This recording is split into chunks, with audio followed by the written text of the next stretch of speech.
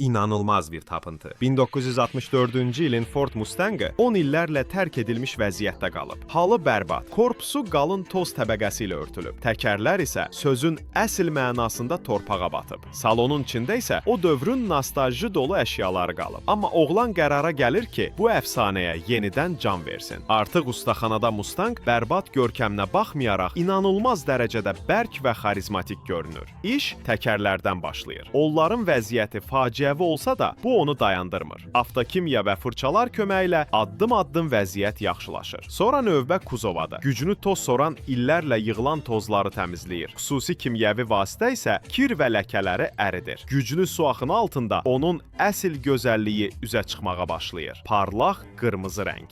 Məhz 1964-cü ilin Mustang'ı bu əfsanəvi model xəttinin birincisi idi. O dövr üçün bu, həqiqi bir inqilab idi. Xarakterli, amma hamının ala biləcəyi kupe. Kapotun altında əsl nadir nüsxə var. 2,8 litrli, 105 at gücündə V6 mühərrik. Bəli, rəqəm böyük deyil, amma Ford o vaxt əlçatanlıq üzərində dayanmışdı. Mustang kütləvi avtomobil olmalı idi. Buna görə də əvvəlcə sadə və qənaətli mühərrik quraşdırılmışdı. Məhz bu yanaşma modeli inanılmaz dərəcədə məşhur etdi. 1964-cü ilin Mustang dizaynı isə ayrıca bir tarixdir. Uzun kapot, qısa arxa hissə, xrom detallar və dərhal tanınan kuzov xətləri. Bu üslub milyonlarla insanın qəlbini fəth etdi və bütün muscle car dövrünün əsasını qoydu. Nəhayət, növbə salona çatdı. Dizaynı tam bir klassikadır. Geniş ön panel, metal əlavələr və o məşhur dairəvi göstəricilər. Bu gün belə inanılmaz dərəcədə zərif görünür. Amma ən maraqlısı keçmişin izləri. Salonda 1980-ci ildən qalan əşyalar tapıldı. Onlar 10 illərlə burada qalıb. Sanki tarixə açılan bir pəncərə kimidir. Amma bununla yanaşı